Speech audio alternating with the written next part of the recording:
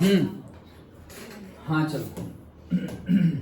So next theory is enthalpy change delta H of a reaction, that is reaction enthalpy. मतलब एक chemical reaction हो रही है, एक केमिकल रिएक्शन हो रही है और हमें रिएक्शन एंथैल्पी फाइंड करनी है. सेम ही है, कुछ नहीं है. ओके चलो, क्या हो रहा है? एकदम इजी है, ध्यान से सिर्फ सुनो. कंसेप्ट क्या है वो समझ जाओ. लिखना तो तुम ऐसे पढ़ोगे और वो चीज लिख दोगे, एक बार समझ लो अच्छे से. Okay, in a chemical reaction reactants are converted into products. हाँ सही है, केमिकल रिएक्शन में क्या होता है? रिएक्टेंट होता है और वो प्रोडक्ट बन जाता है. जैसे कि हम 10th में स्टार्टिंग में ही देखे थे, A plus B is equal to C plus D. तो भाई अकेला सी बनेगा तो हम नहीं बोलते थे कॉम्बिनेशन रिएक्शन, फिर डिकम्पोजिशन रिएक्शन. ओके, दो में से एक बन गया, हाँ एक में से दो बन गए. Okay like that. तो वैसे ही. अच्छा चलो, तो रिएक्टेंट का प्रोडक्ट बन जाएगा. The enthalpy change accompanying a reaction is called reaction enthalpy. ऐसा एंथैल्पी चेंज जो रिएक्शन के साथ इन्वॉल्व है, मतलब रिएक्शन के साथ कनेक्टेड है. जैसे अभी हमने देखा था तो वो भी रिएक्शन के साथ था, क्योंकि जला, अंदर कंबशन हुआ और फिर डेल्टा एच मिला. लेकिन कोई कोई चीज ऐसी होगी जहां पे जल नहीं रहा है कुछ भी. जैसे कि हमने पहले अभी उसके पहले डिस्कस किया था क्यूपी वाला, कांस्टेंट प्रेशर पे हम क्या कर रहे हैं? सिर्फ एक्सपांशन कर रहे हैं. ओके, मतलब कांस्टेंट प्रेशर मतलब एटमॉस्फेरिक प्रेशर कांस्टेंट है. और अब सिस्टम में सपोज हमने क्या किया, वाटर ही हमारा वही है, एक्सपांशन कर रहे हो बोल दिया. लेकिन सपोज ऐसा समझो कि यहाँ पर पानी भरा हुआ है और ये खुला है, ऊपर से क्या है? ओपन. यहाँ अंदर पानी भरा हुआ है और तुम हीट दे रहे हो. तो हीट दे रहे हो तो हीट इंटरेक्शंस तो हो गया, और कांस्टेंट प्रेशर पे हीट इंटरेक्शंस हो रहा है. तो यहाँ पे तुम्हें क्या मिलेगा? डेल्टा एच मिलेगा. अंडरस्टूड? सिंपल है. तो यही चीज, तो यहाँ पे कहाँ केमिकल रिएक्शन हो रहा है? केमिकल रिएक्शन तो नहीं हो रहा है. तुम क्या कर रहे हो? यहाँ पे पानी को गर्म कर रहे हो. जहाँ पे अंदर पानी भरा हुआ था उसको तुम हीट दे रहे हो, ऊपर से खुला हुआ है. ऊपर से अगर बंद होता तो कांस्टेंट वॉल्यूम होता, तो वो क्यूवी होता, और क्यूवी होता तो डेल्टा यू होता, क्योंकि जितनी हीट तुमने दी वो वाटर के अंदर स्टोर्ड हो जाएगी, इंटरनल एनर्जी. अभी ये अगर ऊपर से ओपन है तो डेल्टा यू तो है ही, प्लस साथ साथ में उसका वॉल्यूम थोड़ा तो बढ़ेगा ना. ऊपर से खुल गया है तो थोड़ा तो वॉल्यूम बढ़ेगा. ओके, वाटर है तो उतना ज्यादा तो कुछ बढ़ने वाला नहीं, एकदम नेग्लिजिबल बढ़ेगा. समझने के लिए कि कांस्टेंट प्रेशर है तो क्यू इंटरनल एनर्जी थी वो, और एंथैल्पी पीवी वर्क आ गया. तो पीवी वर्क आ गया तो U plus PV that is equals to enthalpy. तो हमने delta H is equals to P delta V लिया था. Delta H is equals to delta U plus P delta V, ये लिया था ना हमने. और बेसिकली हमने लिया था H is equals to U plus PV. Done. Okay, तो ये हमने किया. अब यहाँ पे हमने कहा केमिकल रिएक्शन कहाँ लिए? पानी को गर्म कर रहे हैं, दैट्स इट. और तो कुछ किया नहीं. लेकिन अगर केमिकल रिएक्शन कर रहे हो लाइक दिस, और अभी जो से हमने बॉम्ब कैलोरीमीटर में कंबशन किया, जला और फिर वो हीट गई बाहर, हीट बाहर गई तो वाटर गर्म हुआ, वाटर गर्म हुआ तो डेल्टा टी की वजह से जो क्यू पी मिल रहा है that is delta H. Constant pressure पे हो रही होगी तो क्यूपी मिलेगा, और क्यूपी मिलेगा मतलब डेल्टा एच. तो यहाँ पर तो केमिकल रिएक्शन हुई, कंबशन हुआ है. यहाँ कहाँ कुछ कंबशन ऐसा हुआ. तो अब हम किसकी बात कर रहे हैं? जहां जहां पर ऐसे रिएक्शन हो रही है, केमिकल रिएक्शन, तब एंथैल्पी चेंज कैसे ढूंढते हैं वो हम देखते हैं. हर बार हम कैलोरीमीटर लेके कहाँ जाएंगे? तो कैसे ढूंढते हैं वो हम सीखते हैं ये थियरी में. तो देखो तो समझ में आया रिएक्शन एंथैल्पी कैसे? केमिकल रिएक्शन के साथ जो एंथैल्पी कनेक्टेड है और कंसर्न्ड है वही एंथैल्पी को रिएक्शन एंथैल्पी बोलते हैं. Okay, now the enthalpy change of a chemical reaction is given by the symbol delta H. पता है? ओके, तो delta H R for reaction that is equals to sum of the enthalpies of product. वही delta H मतलब क्या है? H2 minus H1. तो H2 क्या है? प्रोडक्ट में होगा वो H2. H1 क्या है? जो पहले था वो H1. तो पहले क्या था? रिएक्टेंट. तो sum of the enthalpies of the product minus sum of the enthalpies of the reactant. Simple. So delta HR reaction enthalpy is equals to summation of H products, okay, and summation of H reactants उसमें से minus करना है. Understood? ये sigma word हमने use किया है summation के लिए. Here sigma is used for summation and ai and bi are the stoichiometric coefficient of the products and reactants. मतलब क्या, नंबर ऑफ मोल्स कि कितने मोल्स रिएक्टेंट के, कितने मोल्स प्रोडक्ट के, लाइक दैट. तो वही वो तो लिखना पड़ेगा ना. यहाँ पर एक एक है और तुमने नहीं लिखा तो चलेगा. यहाँ पे 2 है, यहाँ पे 1 है, यहाँ पे 4 था, यहाँ पे 3 है, तो तुम्हें लिखना पड़ेगा ना कि भाई 2C था प्लस ये 1D था माइनस 3A माइनस 4B. ऐसा करना पड़ेगा ना. समझ में आ रहा है. अगर कुछ नहीं होता तो तुम C plus D minus A minus B लिख दोगे तो चलेगा. लेकिन अगर मोल्स हो तो मोल्स लिखने पड़ेंगे. इसीलिए AI और BI क्या है, स्टोइकियोमेट्रिक कोएफिशिएंट है. मतलब वो मोल्स शो करेगा in the balanced chemical equation. Balance chemical equation होना चाहिए, नहीं तो मोल की वैल्यू, उसका सिग्निफिकेंस कब है, जब बैलेंस होगा तब. ओके, सो बैलेंसिंग तो हमें आ ही गया है अभी तो.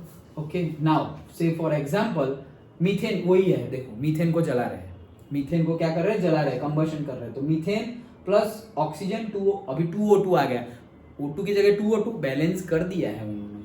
तो CH4, नहीं तो क्या होगा देखो मैं तुम्हें बताता हूँ. कोई भी हाइड्रोकार्बन हो, शॉर्टकट बताता हूँ. कोई भी हाइड्रोकार्बन हो, कोई भी हाइड्रोकार्बन, जितने कार्बन है ना उतने CO2 बना दो. एक कार्बन है यहाँ पर, एक CO2 बना दो. और जितने हाइड्रोजन है ना उसके आधे वाटर मॉलिक्यूल्स बना दो. यहाँ 4 है ना तो 2H2O. अंडरस्टूड. ये हमेशा होगा ही. कोई भी हाइड्रोकार्बन ले लो तुम, तो क्या करेंगे, जो कार्बन है उतने CO2 तो बनेंगे. यहाँ 6 कार्बन लिए हैं, ओके, सपोज 6 मीथेन लिए, 6 मीथेन, तो वहां पे 6 CO2 बन जाएंगे. और हाइड्रोजन जितने होंगे उसके आधे H2 बना दो. ओके, तो देखो अब यहाँ पर कार्बन 1 है, कार्बन 1 है, हाइड्रोजन 4 है, हाइड्रोजन 4 है, ऑक्सीजन 2 है, यहाँ ऑक्सीजन 2 है और यहाँ के भी 2 है, तो एक बैलेंस करना बाकी है ना. तो ये हो गया 2O2. तो अभी यहाँ 4 है, यहाँ 2 और ये 2 4. डन. तो सिर्फ इतने से ही बात खत्म हो जाएगी. पहले सारा बैलेंस करना पड़ेगा नहीं. ओके, कोई भी, जैसे कि तुमने कुछ भी ले लिया, तुमने ले लिया propane, okay, C2H6 C3H8 plus से ऑक्सीजन, तो क्या करोगे, जितने कार्बन उतने CO2, तो 3CO2 प्लस जितने हाइड्रोजन उसके आधे वाटर 4H2. बस अब बैलेंस कर दो.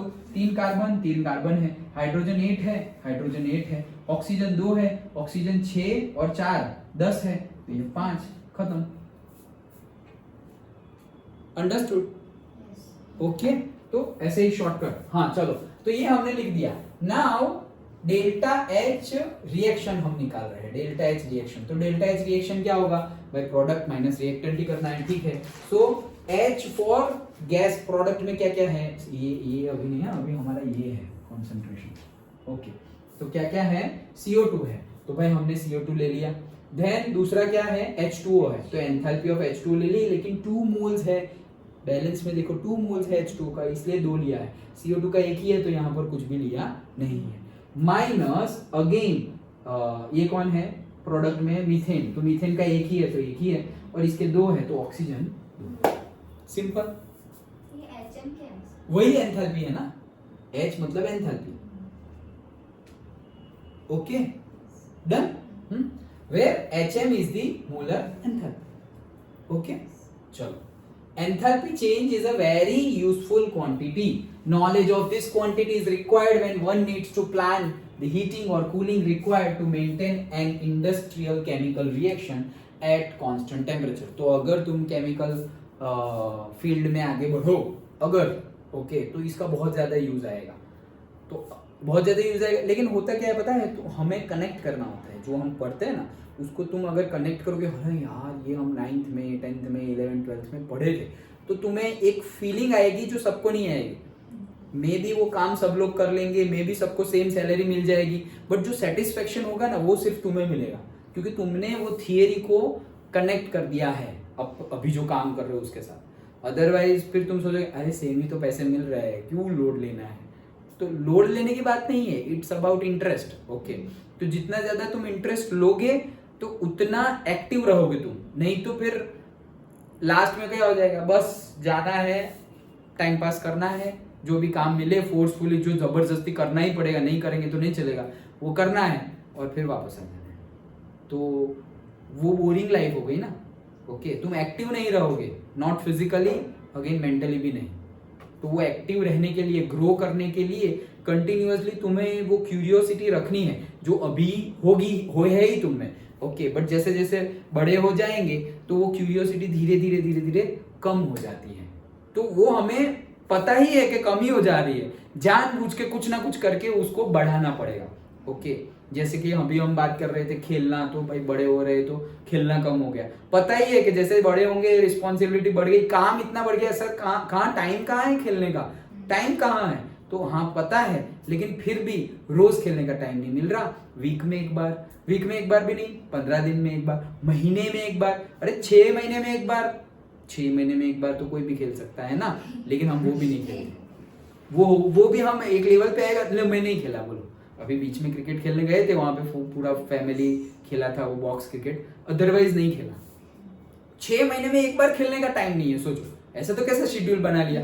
तो वो हमें ट्राई करना पड़ेगा कि उसके ऊपर हम काम करें। अदरवाइज जो ऑटो पायलट मोड कैसे होता है वैसे ही चलता रहता है। ए भाई पढ़ना है, जॉब करनी है, पैसे अर्न करने हैं, ये काम है, तो काम काम काम काम। फिर लाइफ जो है ना, it's not work. Living life it's not about completing your duties and completing your work, वही नहीं है, but how you are doing your duties and how you are completing the work. Work तो complete करना ही है, but सिर्फ work तुमने enjoy किया वो वर्क तो तुम जिए। और अगर एंजॉय नहीं किया, सिर्फ वर्क कंप्लीट किया, तो अंदर वो सेटिस्फेक्शन नहीं मिलेगा।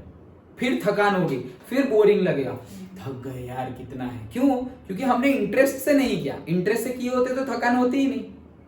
एक बहुत ही बढ़िया कोट है,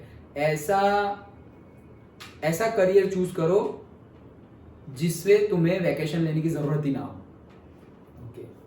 करियर ऐसा चूज करो कि तुम ऐसे डिजायर, सब लोग कैसा बोलते हैं जो अभी जॉब हुआ ऐसा करो, संडे कब आएगा, ओके, और फेस्टिवल कब आएंगे, अभी नया मंथ शुरू हो ना, वैसे ही इस मंथ में इतनी छुट्टियां हैं।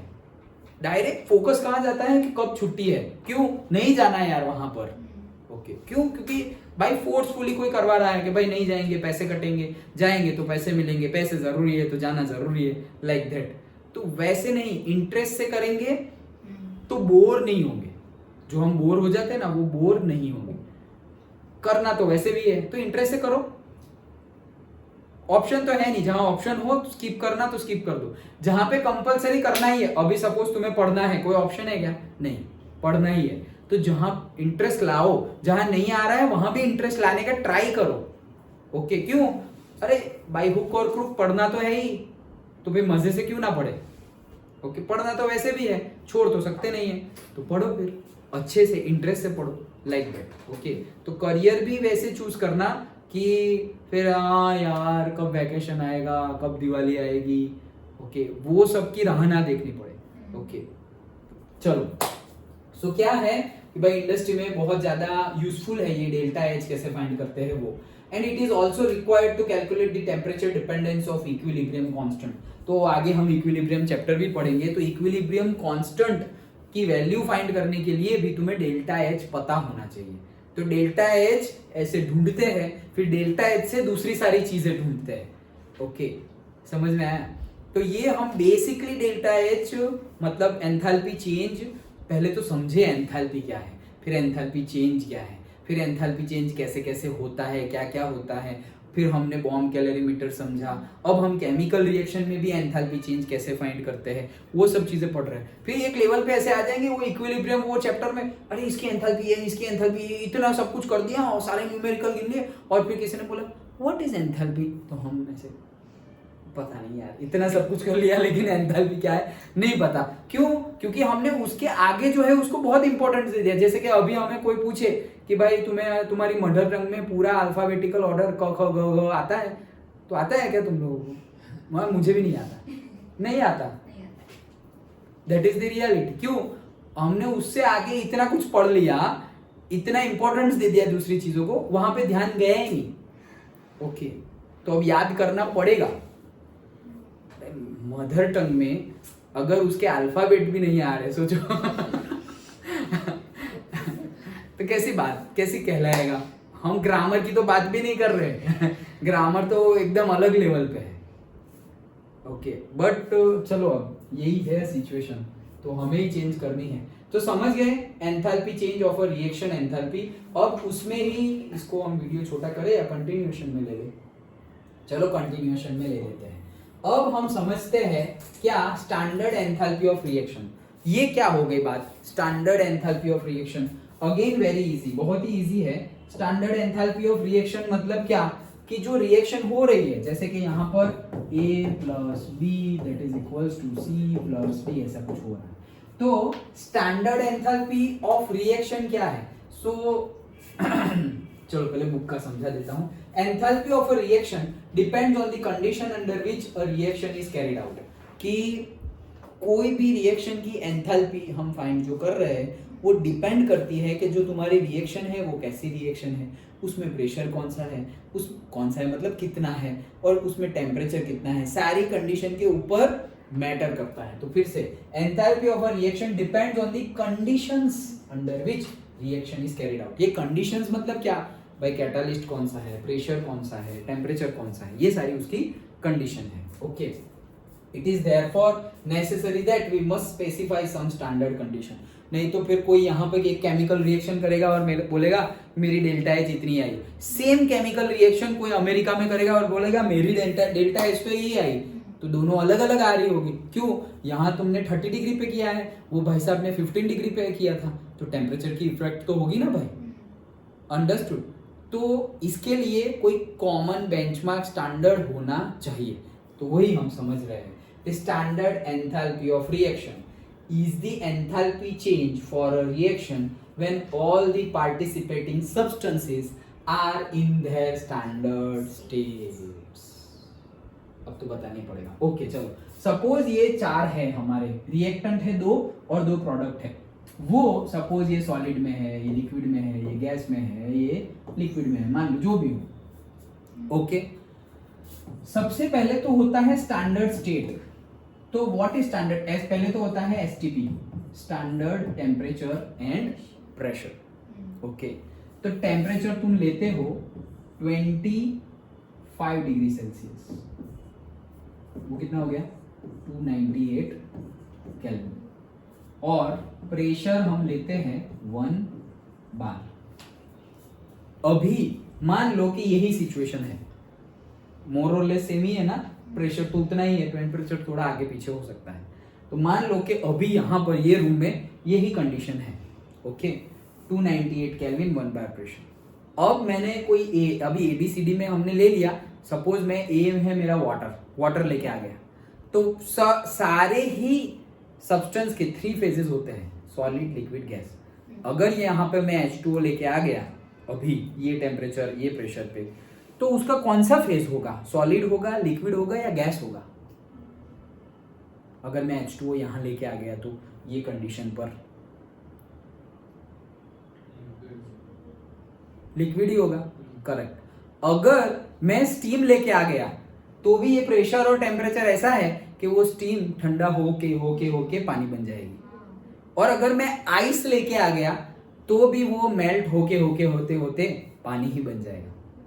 क्यों? ऑब्वियसली मैं स्टीम लेके आ गया तो उसका टेम्परेचर 100 डिग्री से ज्यादा होगा और यहाँ का टेम्परेचर 25 डिग्री सेल्सियस है, तो 100 से 25 हीट ट्रांसफर होगा।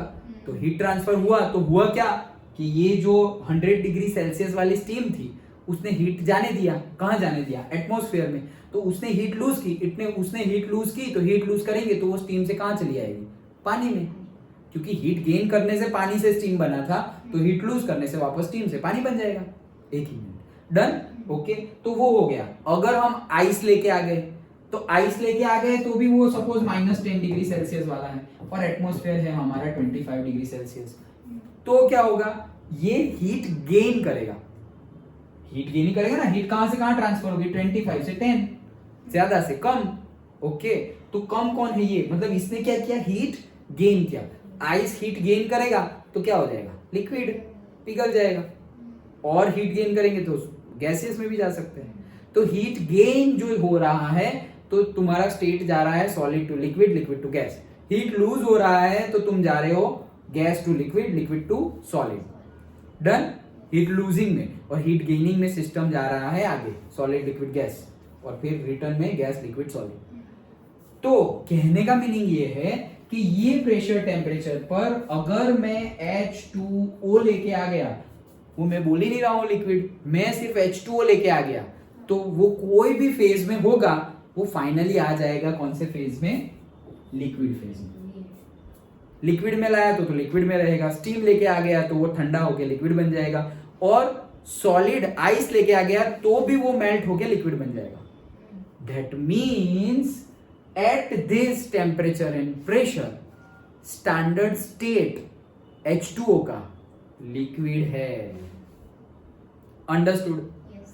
ओके, हाँ बोलो निर्भय।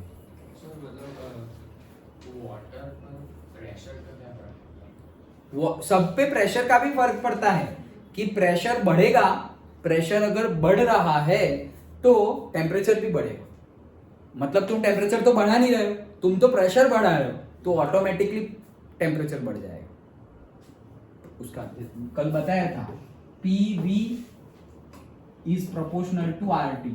R कांस्टेंट है, P और T को कंपेयर करो तो P is proportional to T। तुम चेंज कर रहे हो प्रेशर को, टेम्परेचर को भले ही तुम छेड़ो ना, तुम चेंज किसको कर रहे हो? प्रेशर को। टेम्परेचर ऑटोमेटिकली वो भी चेंज हो जाएगा। मतलब तुम हाई प्रेशर लगाते जाओ लगाते जाओ लगाते जाओ तो उसका टेम्परेचर बढ़ते जाएगा। ऐसा समझो कोई कंटेनर में तुमने वाटर भरा हुआ है, ओके, तो कंटेनर में सिर्फ वाटर भरा हुआ है और तुम ऐसा कर रहे हो कि वो कंटेनर में जो वाटर भरा हुआ है, जैसे कि वो इंजेक्शन होता है या फिर तुम्हारी वो सीरिंज और वो पिचकारी होती है, उसमें तुमने पानी भर दिया है, आगे से बंद है, खुला नहीं है, आगे से बंद है, ओके, और यहाँ से तुम ऐसे डाल दो। वाटर को कंप्रेस तो कर नहीं सकते, लेकिन कंटिन्यूअसली तुम ऐसे पकड़ के 1 घंटे तक पड़े रहे, 1 घंटे तक अंदर फोर्स ही डाल रहे हो कंटिन्यूअसली 1 आवर तक, मशीन से या तुम खुद ऐसा कर रहे हो, वो पानी निकाल के देखोगे ना, वो गर्म होगा। मतलब ऐसे इतना गर्म नहीं होगा 30 का, जैसे हमने लिया हुआ था 30, तो जो बाहर आएगा वो 30 नहीं होगा, 30 से ज्यादा होगा, वो 32 33 इतना ज्यादा नहीं बढ़ेगा, बट बढ़ गया होगा, that is for sure. Understood? थोड़ा बढ़ेगा, वो तो डिपेंड है ना कि तुम कितना प्रेशर लगा रहे हो। अंडरस्टूड? कहने का मीनिंग ये है प्रेशर टेम्परेचर सबकी इफेक्ट होती है। तो ये समझ में आ गया? तो मतलब कि कोई भी सब्सटेंस नॉर्मल एटमॉस्फेरिक कंडीशन पे जो भी स्टेट में हो, उसको वो सब्सटेंस का स्टैंडर्ड स्टेट बोलते हैं। स्टैंडर्ड स्टेट की बात करो, जैसे कि अभी मैं ऑक्सीजन लेके आ गया यहाँ पर O2, तो क्या लग रहा है ये टेम्परेचर प्रेशर पे O2 कौन से फेज में होगा? ये वाला ये अभी यही है, अभी वैसे ऑलमोस्ट यही है ना, अपना 30 है, यहाँ 25 है।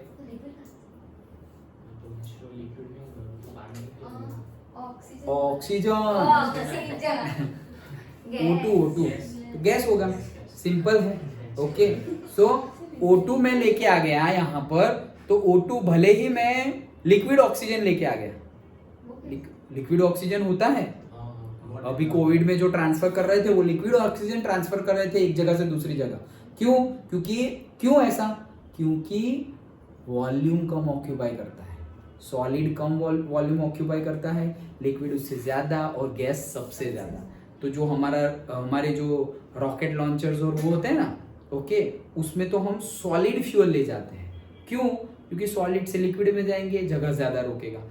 गैसेस लेके गए तो और ज्यादा जगह रोकेगा, ओके। तो हम उसको, जैसे कि ऑक्सीजन है तो ऑक्सीजन को लिक्विफाई करते हैं। मेरा एक कजिन ही है, तो वो ऐसी ही इंडस्ट्री में काम करता था। क्या? लिक्विफिकेशन, बस ऑक्सीजन का लिक्विफिकेशन करना है, ओके। तो ये सपोज एटमॉस्फेयर में ऑक्सीजन है, तो उसको पहले तो एब्जॉर्ब करो, तो ऑक्सीजन अंदर आए इक्विपमेंट से, अब उसका प्रेशर और टेम्परेचर जो अभी है वो है, लेकिन अब उसका टेम्परेचर और प्रेशर हमें कम करना है, ठंडा, उसमें से हीट निकालनी है। तो उसमें से हीट निकालोगे तो जैसे अभी बोला वो वाटर था, वैसा ही उसमें होगा, आइस था, हीट दिया, पानी आया, हीट दिया, स्टीम बन गया। तो स्टीम है, हीट निकाला, पानी आया, हीट निकाला, वापस आइस आ गया। तो वैसे ही ऑक्सीजन है, हीट निकाल ली, लिक्विड ऑक्सीजन बन गया। और हीट निकालते जाओगे -200 डिग्री सेल्सियस, -200 डिग्री सेल्सियस, उससे भी उसको बोलते हैं -150 से नीचे जाओ ना तो उसको बोलते हैं क्रायोजेनिक टेम्परेचर। कौन सा टेम्परेचर? Cryogenic temperature. तो वो टेम्परेचर पे अगर तुम ऐसे ही हो जैसे अभी हो तो तुम ऐसे करोगे तो उंगली टूट जाएगी ऐसे करोगे तो ये टूट जाएगा, निकल जाएगा डायरेक्ट। ओके, निकल ही जाएगा, मतलब ऐसे जैसे कि हम ऐसे बिस्किट तोड़ते हैं वैसे उंगली ऐसे टूट जाएगी। -150 से भी नीचे चले जाओ तुम, लेस देन -150, वो क्रायोजेनिक टेम्परेचर होता है। तो जैसे ये फील्ड है ना थर्मोडायनेमिक्स, वैसे एक पर्टिकुलर फील्ड है क्रायोजेनिक्स, बहुत बूम है अभी। ओके, मतलब से स्पेस लाइन में तो बहुत ज्यादा यूज होती है, क्योंकि हम जैसे अभी बताया ना कि स्पेस में अगर तुम्हें जाना है तो फ्यूल लेके जाना है, तो फ्यूल कौन सा लेके जाएंगे? जो गैस है वो ज्यादा वॉल्यूम रोकेगा, फिर लिक्विड उससे कम, सॉलिड उससे भी कम। तो फ्यूल जैसे मीथेन गैस मुझे लेके जाना है, मीथेन को जलाना है, तो उसको मुझे ठंडा करके इतना ठंडा -150 -200 तक ठंडा करना पड़ेगा, तब जाके वो सॉलिड बनेगा। और फिर सॉलिड को पैक करके हम ऊपर ले जाएंगे, फिर थोड़ा थोड़ा हीटिंग देंगे तो वो एक्सपांड होगा और फ्यूल को हम यूज कर सकते हैं। ओके, सो जैसे ये फील्ड है पूरी थर्मोडायनेमिक्स, ओके, वैसे ही वो पूरा एक फील्ड है। ओके, लोग मास्टर्स करते हैं, मास्टर्स इन क्रायोजेनिक, 4 साल मतलब 4 सेमेस्टर पढ़ना है, 2 साल। ओके, तो वो पूरी फील्ड है क्रायोजेनिक्स। तो वो तो बात आई इसलिए। ओके, तो कटिंग में यूज होता है ऑक्सीजन। हाँ, यस, ओके, नहीं वो गैस, हाँ वो गैस, क्योंकि वहां पे हीट चाहिए तुम्हें, हीट तुम जला रहे हो ऑक्सीजन को, ऑक्सीजन तुम लिक्विड में नहीं जलाते, गैसेस में ही जलाते। तो सिर्फ प्रेशर से निकालता है सब? हाँ, प्रेशर से निकालते हैं, सिर्फ प्रेशर से, यस। वो तो वेल्डिंग में भी होता है, वेल्डिंग भी तुम करो तो वहां पर भी होता है, या फिर कटर यूज करो वहां पर भी होता है। वेल्डिंग में मतलब डायरेक्ट नहीं होगा, कटर के लिए ही ऑक्सीजन यूज होगा। वेल्डिंग में वेल्डिंग रॉड होता है, तो जो 2 सरफेस है वहां पे गैप है, तो उसको कनेक्ट करने के लिए वो वेल्डिंग रोड को हीट प्रोवाइड करोगे तो ऐसे।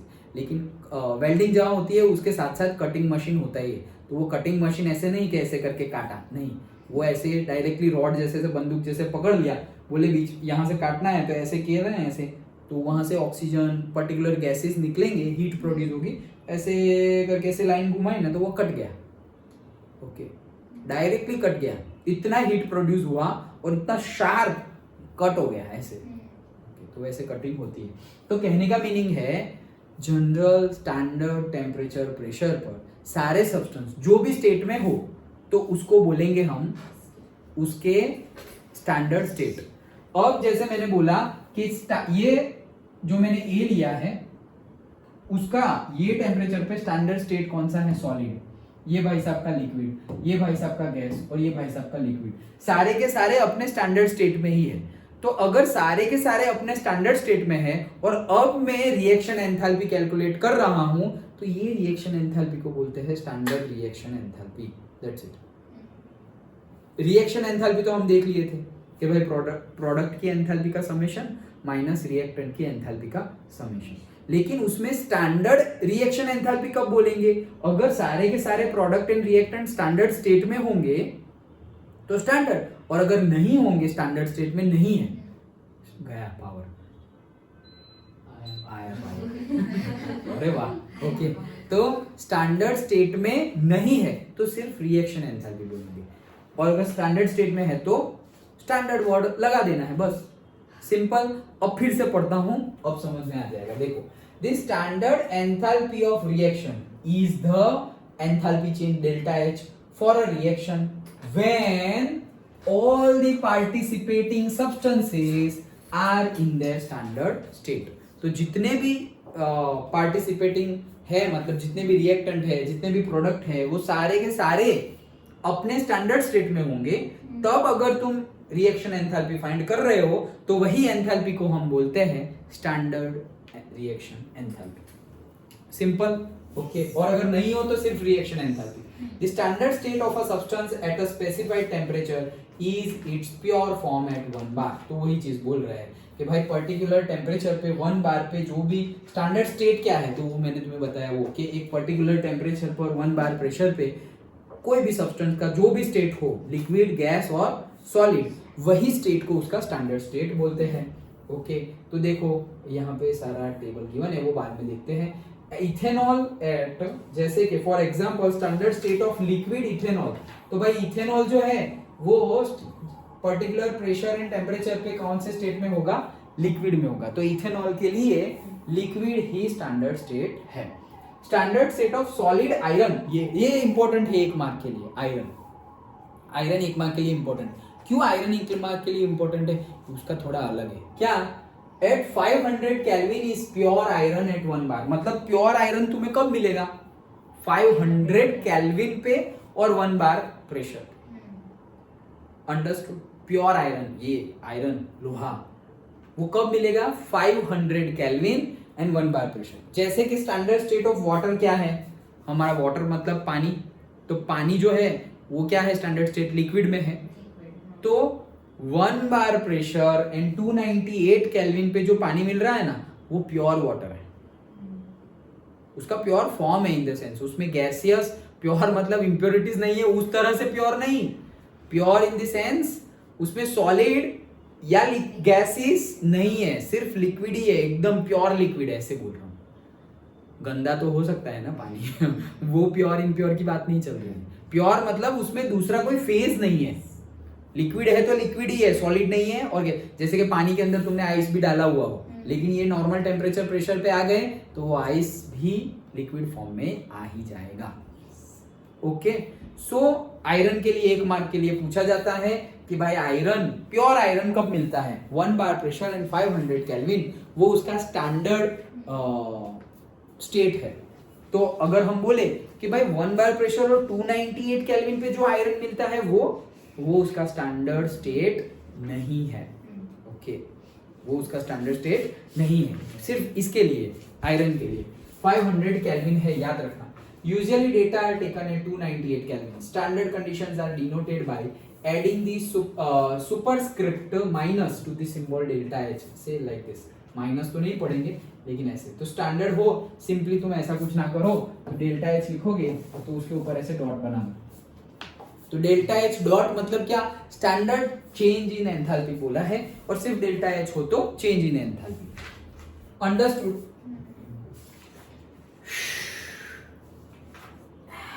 चलो नेक्स्ट डिस्कस करते हैं। यस, तो नेक्स्ट क्या डिस्कस करते हैं, नेक्स्ट हम डिस्कस करते हैं enthalpy changes during the phase transformation. ये फेज ट्रांसफॉर्मेशन क्या है, अरे अभी जो पढ़ा ना वही है। क्या, सॉलिड में से लिक्विड में जाओगे तो तुम्हारा स्टेट, तुम्हारा फेज चेंज हो गया, करेक्ट। सॉलिड में से लिक्विड में गए तो फेज चेंज हो गया, लिक्विड में से गैसेस में गए तो भी फेज चेंज हो गया। तो सॉलिड में से लिक्विड में जाने के लिए जितनी हीट तुम्हें चाहिए एट कांस्टेंट प्रेशर, वही है तुम्हारा डेल्टा एच। क्या है, फिर से समझाता हूं। ऐसा समझो 1 kg आइस है मेरे पास, 1 kg आइस, 1 kg आइस है, प्रेशर है 1 बार, टेम्परेचर है 298 केल्विन, अभी का रूम एटमॉस्फेयर का टेम्परेचर। अब ये 1 kg आइस को मैं हीट दे रहा हूं, तो continuously I am giving Q eight constant pressure, तो क्यूपी हो गया, कांस्टेंट प्रेशर पे हीट दे रहा हूँ तो क्यूपी हो रहा है, हीट दे रहा हूँ, तो वो अब फेज चेंज कर रहा है। पहले वो आइस -10 डिग्री सेल्सियस पे था, फिर -9, -8, -5, -2, -1 और फिर हो गया 0। और 0 पे जब मैं हीट दे रहा हूँ उसको, अब टेम्परेचर बढ़ रहा नहीं है। क्या हो रहा है, वो हीट कन्वर्ट हो, हीट कहाँ यूज हो रही है, अगर टेम्परेचर नहीं बढ़ रहा तो हीट कहाँ यूज हो रही है, हीट यूज हो जा रही है वो सॉलिड को लिक्विड में कन्वर्ट करने के लिए। डन। और वो सॉलिड से लिक्विड में जो कन्वर्ट होता है उसको हम क्या बोलते हैं, फ्यूजन। याद है क्लास 9 फ्यूजन, वो जो मेल्टिंग होता है वही फ्यूजन। डन। तो वहां पे जितनी भी हीट तुमने गेन की वो क्यूपी थी कांस्टेंट प्रेशर पे, तो वही QP is equal to delta H of fusion. Simple. फिर अगर लिक्विड से तुम चले गए गैस में तो वो क्या है, वेपोराइजेशन। तो वहां पे जितनी हीट ली तुमने उसको हम क्या बोलेंगे, delta H of vaporisation. Simple है। और कई जगह पे वो अपना कपूर, ओम जय जगदीश, कैम्फर, ओके।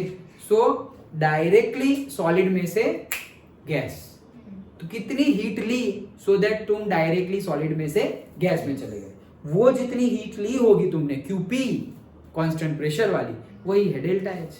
बस इतना ही है पूरे थियरी में। Done, okay. चलो, so phase transformation also involves energy changes. Yes, ice for example requires heat for melting. Yes, normally this melting takes place at constant pressure and during phase change the temperature remains constant. जब phase change हो रहा हो temperature भी constant रह रहा है। वैसे temperature तुम हीट दोगे आइस को, जैसे मैंने बताया आइस को हीट दोगे तो -10 से -9, तो टेम्परेचर बढ़ा, -9 से -8 टेम्परेचर बढ़ा, प्रेशर उतना ही है, -8 से -7 प्रेशर उतना ही है, टेम्परेचर बढ़ा, फिर -1, फिर -1 से हो गया 0, तो कंटिन्यूअसली तुम हीट दे रहे हो तो टेम्परेचर बढ़ रहा है। जैसे ही 0 रीच हुए, अब तुम हीट दे रहे हो, टेम्परेचर 0 का 0 ही है। क्यों? क्योंकि वो हीट यूज हो रही है वो सॉलिड को लिक्विड में कन्वर्ट करने के लिए। 9th में देखा था ये सब, याद है? ओके, क्या सॉलिड टू, वो नहीं पूरा एक डायग्राम ही था, solid to liquid, liquid to gas, gases to वापस लिक्विड, कंडेंसेशन, फिर वापस, ओके, याद है ना? ओके, चलो। So normally this melting takes place at constant pressure, ये देखा हमने। H2O, देखो ये H2O सॉलिड है, H2O लिक्विड, तो एंथैल्पी ऑफ फ्यूजन कितनी है? 6 किलो जूल पर मोल। डेल्टा H फ्यूजन ऐसा लिखा हुआ होगा, delta H fusion is equal to 6 kilo joule per mole. इसका मीनिंग क्या हुआ? अगर मैंने 1 मोल 1 मोल आइस लिया, 1 मोल आइस लिया मैंने, और प्रेशर है 1 बार और टेम्परेचर एटमॉस्फेयर का है 298 केल्विन, और मैंने आइस लिया हुआ है, आइस का टेम्परेचर जो भी हो, मैंने आइस लिया हुआ है, वो कितना है? 1 मोल, 1 मोल आइस लिया, उसको मैं 6 किलो जूल हीट दूंगा, तब जाके वो लिक्विड बन जाएगा। सिंपल, इसका मीनिंग ऐसे होता है। Here delta H fusion is the enthalpy of fusion in standard state. If water freezes, then process is reversed and equal amount of heat is given off to the surrounding. अगर freeze हो रहा है तो again 6 kilo joule of heat पानी में से जब निकलेगी एट कांस्टेंट प्रेशर, तब जाके वो पानी वापस क्या बन जाएगा? आइस बन जाएगा। Okay, the enthalpy change that accompanies melting of 1 mole of solid substance in standard state is called standard enthalpy of fusion or molar enthalpy of fusion. अगर तुमने 1 मोल लिया हुआ है तो आगे मोलर लिख दो। डन। अगर 1 मोल लिया हुआ है तो आगे क्या लिखना पड़ेगा? Molar word. जैसे कल हीट कैपेसिटी का देखा था, तो हीट कैपेसिटी क्या थी हमारी? सिर्फ हीट कैपेसिटी बोले तो सब्सटेंस का टेम्परेचर 1 डिग्री सेल्सियस बढ़ाने के लिए जितनी अमाउंट ऑफ हीट रिक्वायर्ड होती है उसको बोलते हैं हीट कैपेसिटी। लेकिन सब्सटेंस तुमने 1 मोल ले लिया तो हो गई मोलार हीट कैपेसिटी। फिर सब्सटेंस तुमने 1 kg ले लिया तो हो जाएगी स्पेसिफिक हीट कैपेसिटी। डन, कल देखा था हमने। तो वैसे ही यहाँ पर क्या बोल रहे हैं? Enthalpy change that accompanies melting of 1 mole, यहाँ 1 मोल बोला है, तो 1 मोल आइस है, उसको मेल्ट करने के लिए जो भी हीट तुम दोगे, क्यूपी कांस्टेंट प्रेशर वाली हीट जो भी तुम दोगे, that is equals to delta H. तो the change in the enthalpy that accompanies melting of 1 mole of a solid substance in standard state is called, standard state में ही होना चाहिए ना, is called the standard enthalpy of fusion or molar enthalpy of fusion. Simple. वो कितनी है अभी तो हमने देखा, 6 kilo joule per mole. Done. Okay. Melting of solid is endothermic. Melting of solid is endothermic. मतलब जब मेल्ट हो रहा है तो हीट लेगा तभी तो मेल्ट होगा, तो हीट ले रहा है सिस्टम तो endothermic. Simple. So all the enthalpies of fusion are positive. क्यों? क्योंकि हमने इससे पहले की थियरी में ही देख लिया कि अगर एंडोथर्मिक रिएक्शन है सो क्यूपी जो होगा वो क्या हो जाएगा? पॉजिटिव, और अगर क्यूपी पॉजिटिव होगा तो डेल्टा एच भी हो जाएगा पॉजिटिव। तो इसीलिए all enthalpies of fusion are positive. Water requires heat for evaporation. भाई इवापोरेशन के लिए भी हीट चाहिए, हाँ सही बात है। at constant temperature of its boiling temperature TB and constant pressure, अभी लिक्विड में है और गैस में जा रहा है, वेपोराइज हो रहा है, तो कितनी है 40 पॉइंट रफली 8 और 41 याद रख लो 41 किलो जूल पर मोल। अगेन उसका मीनिंग क्या हुआ, अगर मैंने 1 मोल वाटर लिया हुआ है 1 मोल ऑफ वाटर, 1 मोल मतलब उसके मॉलिक्यूलर मास जितना, H2 का मॉलिक्यूलर मास 18 ग्राम, ऑक्सीजन का 16, हाइड्रोजन का 2, तो 18 ग्राम। तो अगर मैंने 18 ग्राम वाटर लिया हुआ है, वो 18 ग्राम वाटर को मुझे वेपर में कन्वर्ट करने के लिए कोई अमाउंट ऑफ हीट चाहिए, तो कांस्टेंट प्रेशर पे जो अमाउंट ऑफ हीट मैंने वो ली वही हीट हो जाएगी, जो अमाउंट ऑफ हीट मैंने ली वही हीट हो जाएगी मेरी change in the enthalpy. Done. तो वही चीज है यहाँ पर एंथैल्पी ऑफ वेपोराइजेशन रफली 41 किलो जूल पर मोल।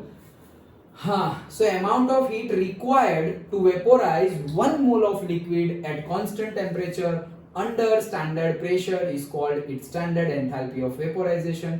और 1 मोल लिखा है तो तुम उसको मोलर एंथैल्पी ऑफ वेपोराइजेशन भी बोल सकते हैं। सिंपल। ये सारी डेफिनेशंस इंपॉर्टेंट है। ओके, जो ऊपर देखी वो अभी देखी वो भी, molar enthalpy of vaporisation, molar enthalpy of fusion और standard enthalpy of fusion, standard enthalpy of vaporisation. Sublimation भी है, हमारा कैम्फर है और से सॉलिड आइस है, सॉलिड CO2 है, सॉलिड CO2 है। ओके, सो वो क्या है, वहाँ डायरेक्ट सब्लिमेशन हो रहा है, नेप्थलीन बॉल्स है वहाँ पे डायरेक्ट सब्लिमेशन हो रहा है, सॉलिड से डायरेक्टली गैस। अरे भले ही डायरेक्ट हो रहा हो, हीट तो चाहिए ही, तो वो हीट को बोलेंगे हम delta H of sublimation. Okay, so sublimation is direct conversion of a solid into its vapour, solid CO2 और dry ice sublimes at 195 kelvin. देखो उसका टेम्परेचर तो देखो 195 केल्विन पे ही चला जाता है। 195 मतलब 0 डिग्री से भी कम हुआ, 273 केल्विन तो 0 होता है, तो ये तो 195 केल्विन है, 0 डिग्री से भी कम टेम्परेचर पर ये सॉलिड CO2 गैस में चला जाएगा। Okay, with delta H sublimation of 25.2 kilo joule per mole. Naphthalene का भी दिया हुआ है, sublime slowly and for this delta H is equals to 73 kilo joule per mole. तो ये इसको इतनी सारी चाहिए तब जाके वो सॉलिड में से गैस में जाएगा। तो यहाँ पे हमने नेप्थलीन बॉल्स नहीं कपबोर्ड में रख देते, कपड़ों में रख देते व्हाइट कलर का। ओके, और कई बार वो थिएटर में और उसमें तो वॉशरूम में भी रखते हैं। ओके, वॉशरूम में भी रखी हुई होती है, क्यों? क्योंकि वो बदबू ना आए, बार बार कोई वॉशरूम साफ ना कर रहा हो, कौन साफ करेगा? ऐसे कोई बहुत बड़ी हॉस्पिटल है या सिनेमा हॉल है, ओके, तो पब्लिक का रेलवे स्टेशन है जहाँ पे बहुत सारी पब्लिक आती जाती रहती है, तो बार बार थोड़ी साफ करेंगे। वो तो फिर चॉइस। ओके लेकिन कहने का मीनिंग क्या है, वो इसलिए नहीं रखते कि बदबू से तुम आओ ही ना।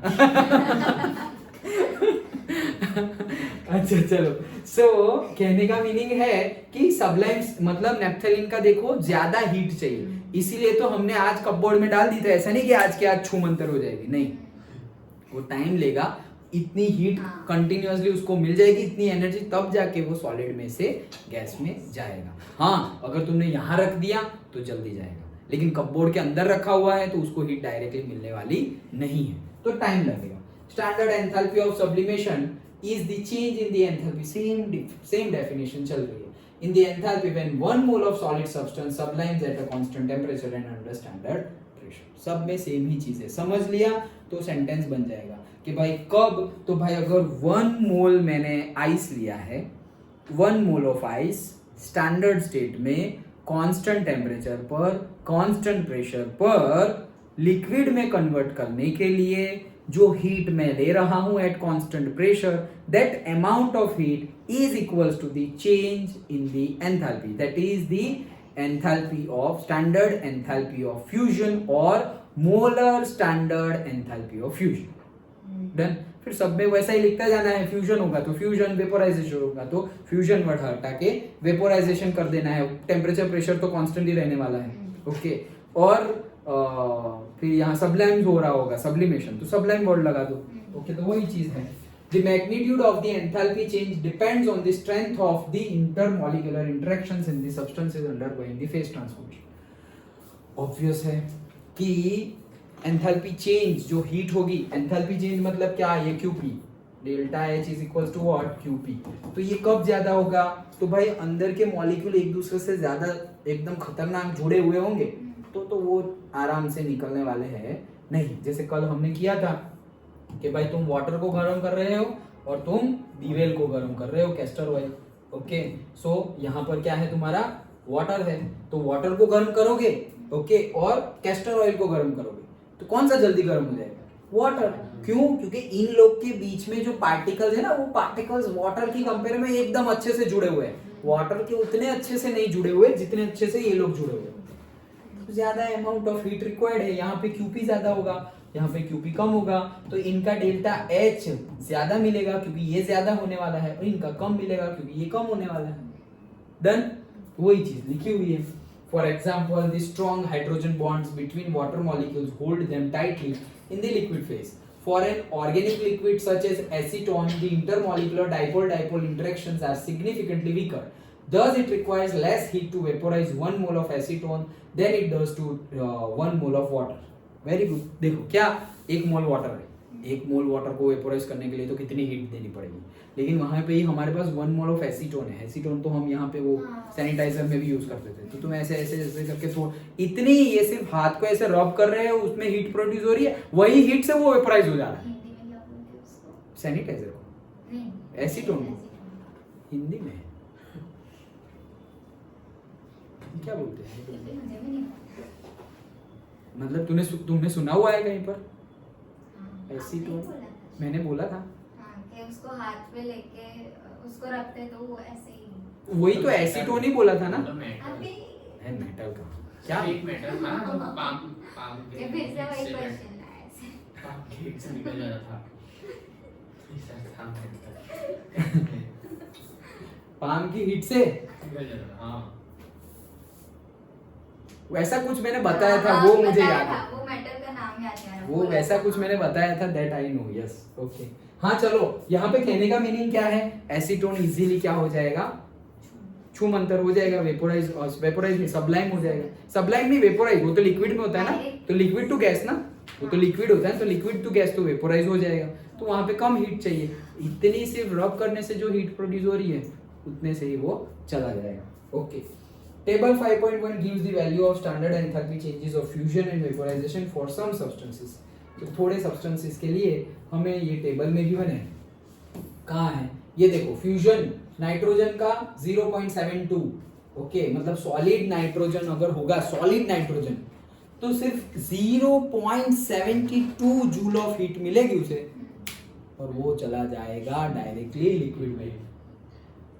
सॉलिड नाइट्रोजन, हाँ सॉलिड नाइट्रोजन की बात चल रही है, सॉलिड नाइट्रोजन, और उसको तुम कितनी, not even 1, 0.72 kilo joule of heat दोगे और वो लिक्विड में आ जाएगा, और उसको तुम 5.6 किलो जूल ऑफ हीट दोगे 1 मोल नाइट्रोजन को लिक्विड में, तो वो चला जाएगा गैस में।